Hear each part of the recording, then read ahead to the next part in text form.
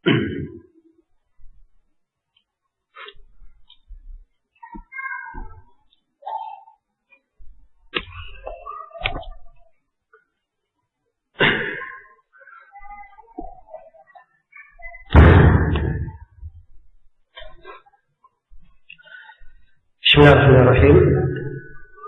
Alhamdulillahirabbil alamin wassalatu wassalamu ala al-mabu'uthi rahmatan lil alamin nabiyina Muhammad wa ala alihi wa sahbihi wa man tabi'ahum bi ihsanin ila yaumiddin, amma ba'd.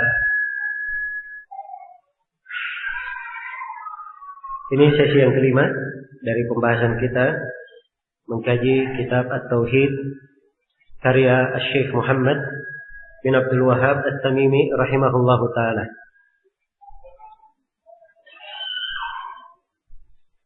Kita telah memasuki bab yang ketiga dari kitab ini. Berkata penulis rahimahullahu ta'ala, babul khawfi minasyirk. Bab takut atau khawatir dari kesyirikan.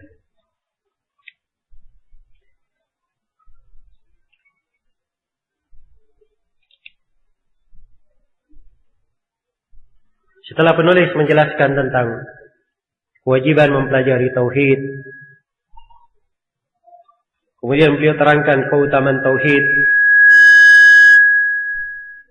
Setelah itu beliau jelaskan mana orang yang mentahqiq tauhidnya secara sempurna. Maka di bab ini beliau menerangkan kelengkapan dari pengetahuan hamba terhadap tauhid, yaitu seorang yang bertauhid itu pasti akan tertanam di dalam dirinya perasaan khawatir, takut jatuh di dalam kesyirikan.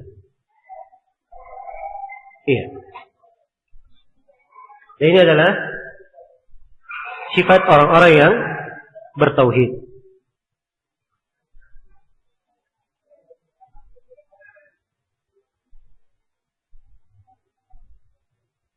Baik. Jadi maksud dari penulis rahimahullah membawakan bab yang ketiga ini adalah untuk menerangkan tentang bahaya kesyirikan yang bisa merusak tauhid yang indah itu. Jika dikatakan bab keharusan seorang takut dari kesyirikan, terdapat di dalamnya peringatan dari penulis bahwa seorang yang bertauhid wajib mengenal apa itu kesyirikan dan wajib mengenal jalan-jalan yang bisa menjatuhkannya ke dalam kesyirikan, agar supaya ia tidak terjatuh di dalamnya. Karena seorang mengenal jalan kejelekan bukan dia pakai untuk berbuat jelek, tapi untuk dia menghindarinya. Karena itu dimaklumi di dalam agama kita ini, Allah Subhanahu wa ta'ala menerangkan dua jalan sekaligus. Jalan petunjuk diterangkan untuk diikuti, dan diterangkan juga jalan kesesatan untuk dihindari. Allah berfirman dalam Al-Quran, وَكَذَلِكَ نُفَصِّلُ الْآيَاتِ وَلِتَسْتَبِينَ سَبِيلُ الْمُجْرِمِينَ. Demikian kami merinci ayat-ayat. Rincian ayat-ayat menerangkan jalan petunjuk kebenaran. وَلِتَسْتَبِينَ سَبِيلُ الْمُجْرِمِينَ. Supaya tampak dengan sangat jelas jalannya orang-orang yang berdosa. Kelihatan jalan kebenaran dan tampak pula jalan orang-orang yang berdosa. Juga Allah Subhanahu wa ta'ala berfirman tentang nikmat yang diberikan kepada manusia, wa hadainahun najdain. kami beri hidayah kepada manusia ini terhadap dua an-najd, dua jalan. Dua an-najd ini salah satu dari dua penafsiran ahli tafsir, artinya diberikan kepadanya jalan petunjuk dan diterangkan jalan kesesatan. Itu juga hadits Abdullah bin Amr bin As yang telah saya bacakan pada pertemuan yang telah lalu. Dalam riwayat Muslim, Rasulullah sallallahu alaihi wasallam menegaskan, "Innahu lam yakun nabiyyun qabli illa kana haqqan alaihi ay yadulla ummatahu ala khairi ma ya'lamuhu lahum wa yunzirahum an syarri ma ya'lamuhu lahum." Tidak ada seorang nabi pun sebelumku kecuali wajib atas nabi tersebut menjelaskan segala kebaikan yang dia ketahui bagi umatnya. Dan wajib atas nabi tersebut menjelaskan segala kejelekan yang bisa membahayakan umatnya. Jadi subhanallah, agama ini sangat lengkap sekali. Tidak hanya diterangkan jalan kebaikan. So, kadang seorang mengenal jalan kebaikan karena dia tidak tahu jalan kesesatan, dia jatuh di dalam kesesatan tanpa dia sadari. Tapi tatkala dia mengenal jalan kebaikan, setelah itu dia juga mengenal jalan kesesatan, maka ini akan semakin mengokohkannya di atas jalan kebaikan. Iya. Sebagaimana seorang mengenal kadar dari nikmat siang hari karena dia mengenal adanya malam hari.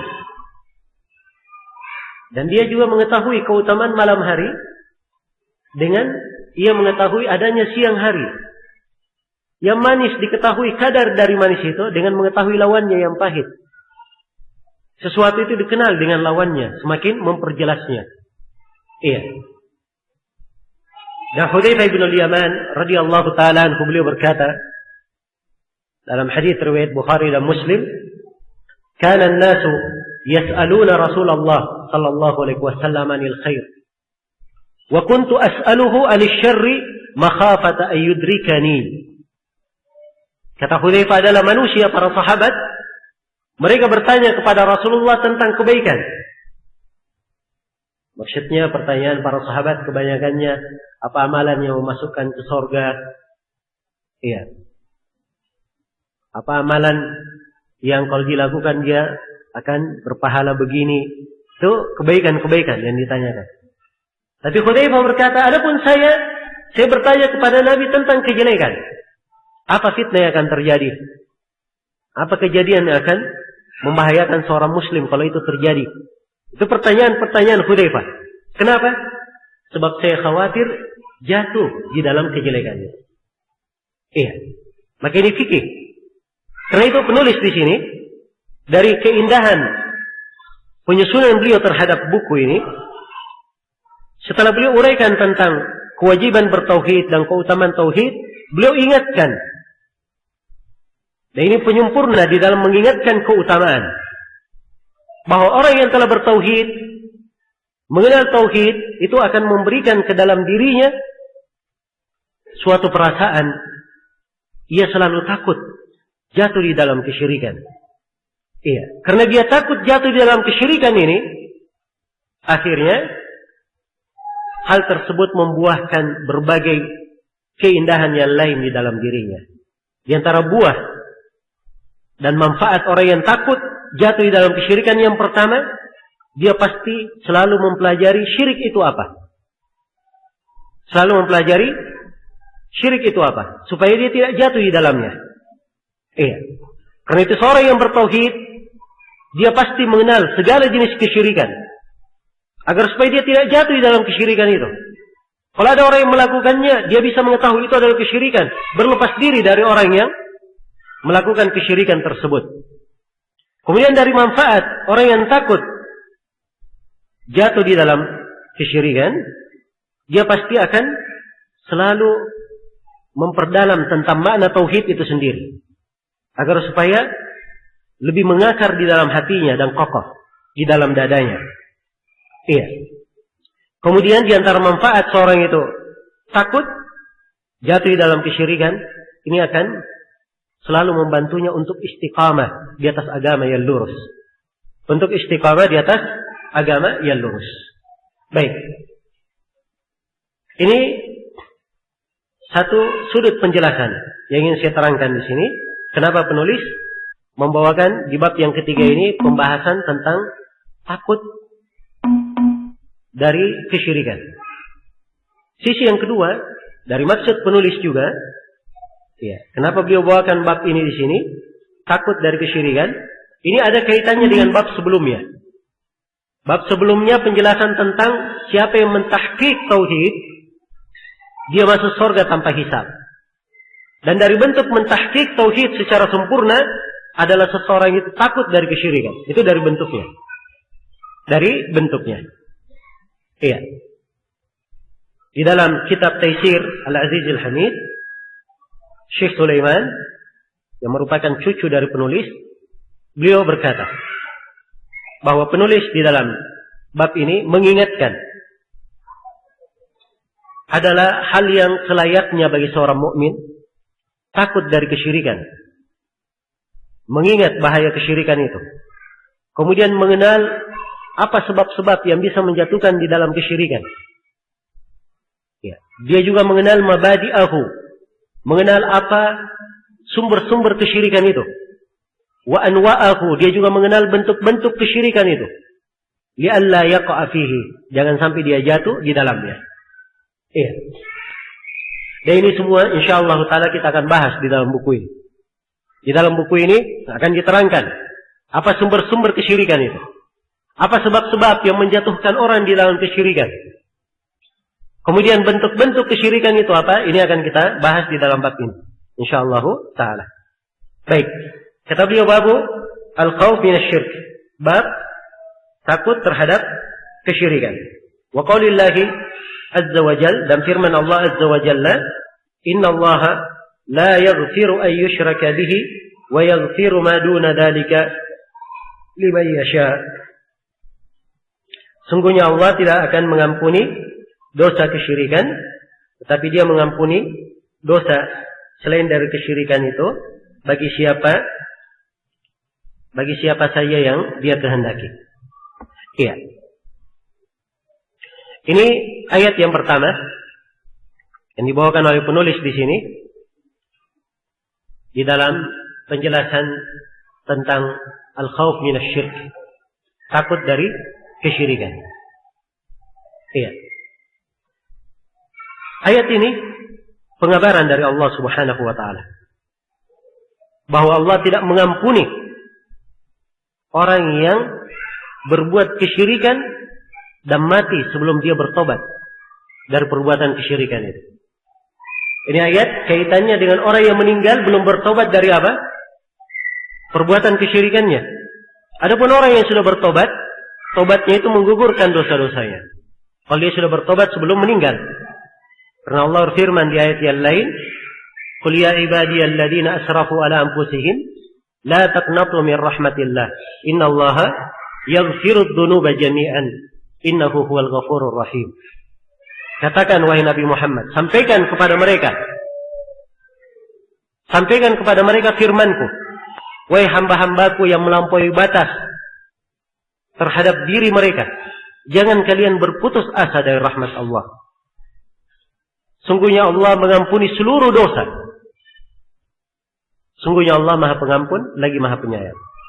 Jadi Allah mengampuni seluruh dosa. Siapa saja yang sebelum dia meninggal dia bertobat dari dosanya, walaupun itu kesyirikan, Allah Maha mengampuni dosa. Karena itu seorang kafir diterima keislamannya kalau dia meninggal, iya, dalam keadaan ia telah berislam. Demikian. Jadi ayat ini pengertiannya, sungguhnya Allah tidak mengampuni dosa kesyirikan. Ini apabila dia meninggal dalam keadaan belum bertobat dari kesyirikannya. Iya. Belum bertobat dari kesyirikannya. Syirik itu ada dua macam. Sebagaimana yang akan kita terangkan lebih detail nanti. Ada syirik akbar dan ada syirik apa? Syirik asghar. Ada syirik besar, ada syirik kecil. Sekarang di dalam ayat dikatakan Allah tidak mengampuni dosa kesyirikan. Dosa syirik yang mana yang dimaksud? Yang besar atau yang kecil? Iya. Ini ada dua pendapat di kalangan para ulama. Kebanyakan ulama mereka memahami bahwa ayat ini seluruh dari jenis kesyirikan tidak diampuni. Tidak diampuni. Hanya saja bedanya, kalau dosa syirik akbar, pelakunya itu dikeluarkan dari keislaman kekal dalam neraka. Adapun dosa syirik asghar tidak diampuni, tetapi itu sama dengan apa? Dosa-dosa besar yang lainnya, tidak mengeluarkannya dari keislaman. Iya. Tapi dia tetap diperhitungkan, tidak diampuni. Dan sebagian ulama ada yang berpendapat bahwa ini ayat khusus berkaitan dengan syirik akbar saja. Adapun syirik asghar, dia masuk di dalam masyiah, di bawah kehendak Allah Subhanahu wa taala. Tapi dari sisi zahir lafaz itu lebih menguatkan pendapat yang pertama. Baik. Sungguhnya Allah tidak mengampuni dosa kesyirikan. Dan mengampuni selain daripada itu bagi siapa yang Allah kehendaki. Jadi selain dosa kesyirikan, dosa besar, ya, itu diampuni oleh Allah. Bagi siapa yang Allah kehendaki.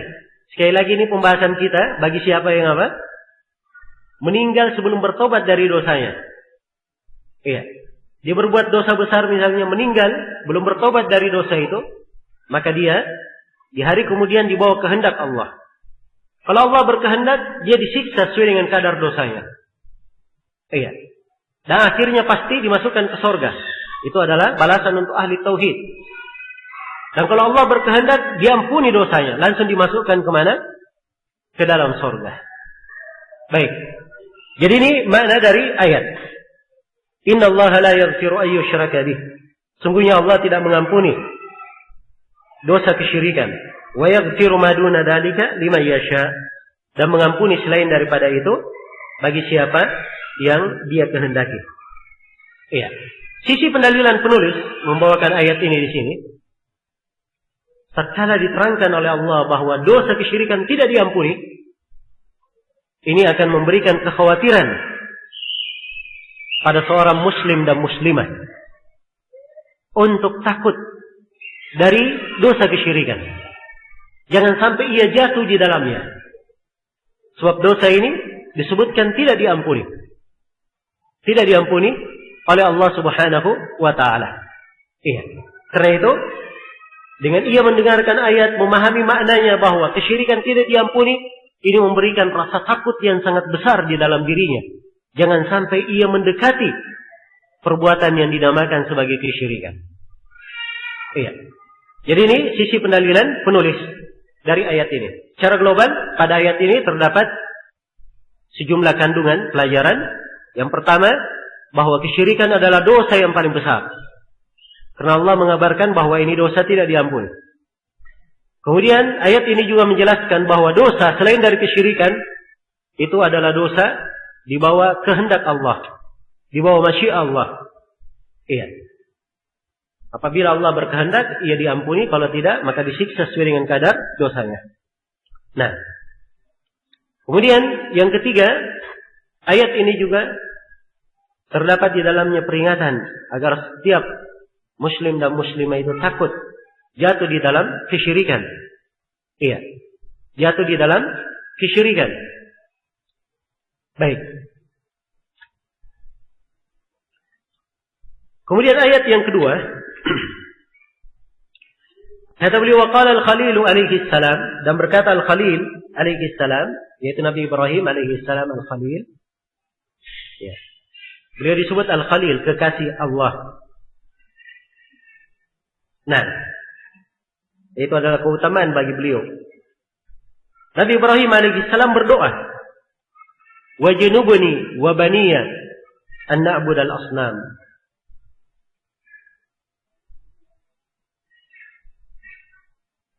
Dan jauhkanlah aku dan anak cucuku dari perbuatan menyembah berhala-berhala. Iya. Ini ayat di surah Ibrahim, ya. Iya. Di surah Ibrahim. Kalau kita lihat pada kandungan ayat dari awalnya dan ayat setelahnya, ini akan lebih memperjelas makna ayat. Awal ayatnya wa qala Ibrahimu Rabbi ja'al hada al-balada amina wajnubni wa baniya na'budal asnam. Rabbi innahunna adlalla katsiran minan nas. Iya. Dan ketiga Nabi Ibrahim berkata, berdoa, wahai Rabbku, jadikanlah negeri ini sebagai negeri yang aman. Sebagai negeri yang aman. Ini doa Nabi Ibrahim memohon agar supaya Mekah dijadikan sebagai negeri yang aman. Itu disebutkan 2 kali dalam Al-Quran. Yang pertama di surah Al-Baqarah, yang kedua di surah Ibrahim ini.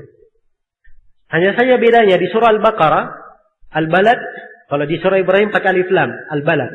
Kalau di surah Al-Baqarah tanpa alif lam, disebutkan baladan. Wa idh qala Ibrahim rabbi ja'al hadza baladan amina. Kalau di sini di surah Ibrahim, wa idh qala Ibrahim rabbi ja'al hadzal balada amina. Apa bedanya? Ini dari kedetailan di dalam memahami Al-Qur'an. Iya. Kata Ibn Jama'ah rahimahullahu taala, sebagaimana yang disebut oleh As-Subki dalam Tabaqat Asy-Syafi'iyah Al-Kubra, bahwa ayat di surah Al-Baqarah itu doa Nabi Ibrahim awal kali beliau menginjakkan kakinya di Mekah. Awal kali beliau menginjakkan kakinya di Mekah. Karena dimaklumi Nabi Ibrahim 2 kali ya masuk ke Mekah. Pertama beliau datang membawa anak dan istrinya. Kemudian Allah perintah Nabi Ibrahim tinggalkan istrinya dan putranya Ismail di Mekah yang masih kosong itu. Belum dibangun. Nabi Ibrahim pun keluar dari Mekah. Di kali yang pertama ini beliau berdoa. Makanya belum pakai alif lam. Karena kotanya belum ada. Iya. Baru suatu tanah saja Mekah itu. Tanah yang luas. Di sekitarnya gunung-gunung. Baik. Setelah itu, di kali yang kedua, Nabi Ibrahim masuk. Ya, dan dimaklumi sudah ada manusia yang bermukim di situ. Maka sudah menjadi negeri. Karena itu di doa yang kedua beliau menyebutnya pakai al-balad. Iya. Nah, ini di kali yang kedua. Dia ini memberikan kepada kita semua sebuah pelajaran yang sangat agung. Iya. Karena Nabi Ibrahim berdoa, wahai Rabbku, jadikanlah negeri ini sebagai negeri yang aman. Menunjukkan bahwa keamanan di sebuah negeri tidak akan terwujud kalau tidak terbentuk tauhid di tengah negeri tersebut. Iya. Bagaimanapun kemajuan teknologi yang dimiliki oleh penduduk negeri itu, bagaimanapun mereka menyiapkan segala sebab yang menciptakan keamanan. Ya.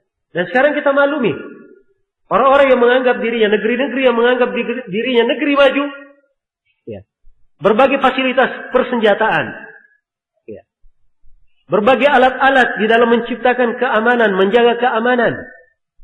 Luar biasa. Hal-hal yang tidak pernah terfikir oleh manusia sebelumnya ada di tengah mereka. Ya. Tapi lihat saja, Amerika misalnya, ya, tercatat sebagai negeri yang paling banyak tingkat kriminalnya. Di mana ada keamanan? Tercipta di negeri yang penuh dengan kesyirikan. Jelas ya? Kalau begitu keamanan itu sebenarnya dilihat pada 2 sudut. Jangan dilihat pada sudut dunianya saja. Ada sudut akhirat yang harusnya dilihat lebih awal. Dan ini syarat untuk terciptanya sebuah keamanan pada suatu negeri. Karena itu Nabi Ibrahim, beliau tidak berpikir yang lain, tidak memohon yang lain. Sebab ini adalah syarat keamanan di sebuah negeri. Iya. Beliau berdoa kepada Allah, wajnubni wa baniya na'budal asnam. Jauhkanlah saya dan keturunanku, anak cucuku dari penyembahan kepada berhala. Itu yang beliau mohon di awal kali. Sebab ini adalah syarat keamanan di sebuah negeri. Karena itu perhatikan saja, kapan sebuah negeri itu lebih dekat kepada tauhid, akan lebih banyak keamanan di negeri tersebut. Dan kapan di sebuah negeri banyak kesyirikan, kekufuran, maka akan semakin jauh keamanan dari negeri tersebut. Ini kaidah tetap. Terbukti dalam sejarah dari dulu hingga hari ini. Iya. Dari dulu hingga hari ini. Dan kalau kita lihat kepada negeri-negeri yang lebih bagus tauhidnya di hari ini, lebih mengamalkan syariat Islam, terlihat keamanan lebih mendominasi tempat tersebut. Dan hingga hari ini kota Mekah adalah kota yang paling aman. Iya. Adalah kota yang paling aman.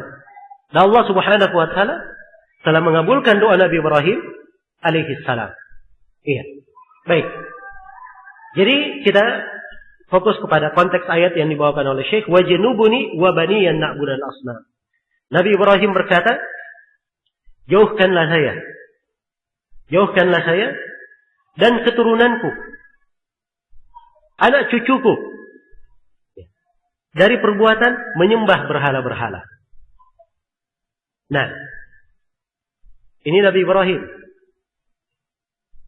pimpinan orang-orang yang bertauhid, penghulu orang-orang yang bertauhid. Bersamaan dengan itu, beliau masih mengkhawatirkan dirinya, masih memohon kepada Allah dijauhkan dari apa? Dijauhkan dari kesyirikan, dari penyembahan kepada berhala. Ya. Dan sekali lagi Nabi Ibrahim adalah panutan di dalam tauhid. Karena itu, seseorang yang di dalam hatinya, di dalam dirinya ada rasa takut terhadap kesyirikan, ini menunjukkan tauhidnya adalah tauhid yang bagus. Tauhid yang bagus. Memiliki tauhid yang bagus. Karena itu keliru ya dari sebagian orang-orang yang belajar. Kadang dia sudah baca pembahasan tentang tauhid 1-2 buku.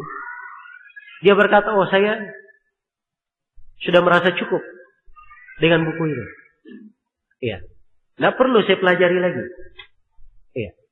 Dan ini keliru ya. Justru seorang yang bertauhid, kapan ada pelajaran tauhid, dia dengarkan, dia gembira. Iya. Sebab mengulangi tauhid, selalu memakmurkan tauhid di dalam diri, itu tugas di dalam kehidupan. Tugas di dalam kehidupan kita. Dan itu adalah simbol dari tauhid. Iya.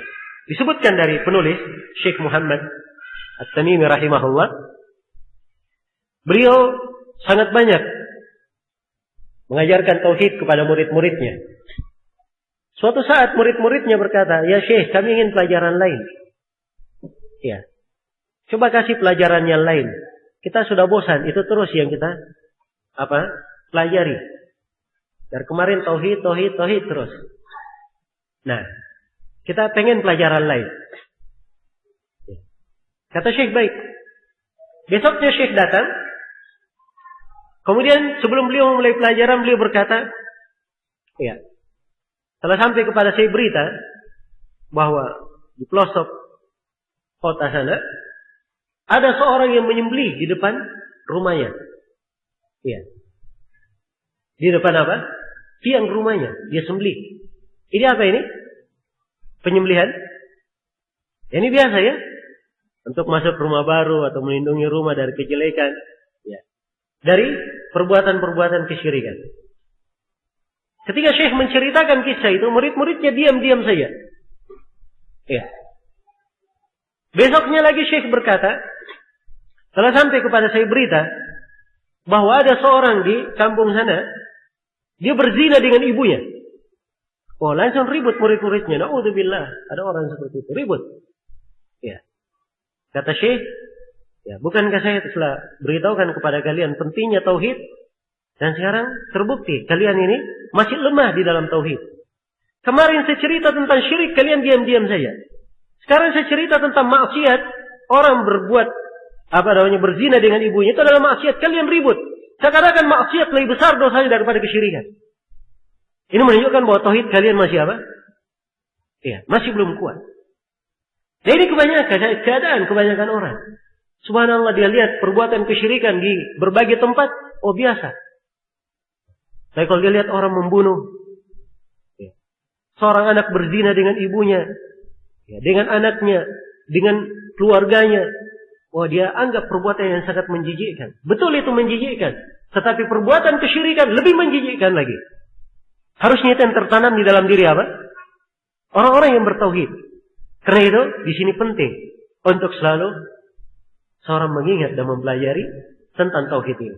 Bayangkan Nabi Ibrahim saya, ya, yang sudah menjadi panutan di dalam tauhid, beliau juga masih berdoa kepada Allah. Wajnubni wa bani an na'budal asnam. Jauhkanlah aku dan keturunanku, anak cucuku dari penyembahan kepada berhala-berhala. Iya. Baik. Jadi saya kira sisi pendalilan dari ayat ini sangat jelas sekali, di mana Allah Subhanahu wa taala mengabarkan doa Nabi Ibrahim agar supaya beliau dijauhkan dari penyembahan kepada berhala. Iya. Dan terdapat di dalam ayat ini penjelasan tentang bahaya dari kesyirikan, dan bersihnya sebuah negeri dari kesyirikan itu adalah sebab keamanan di negeri tersebut.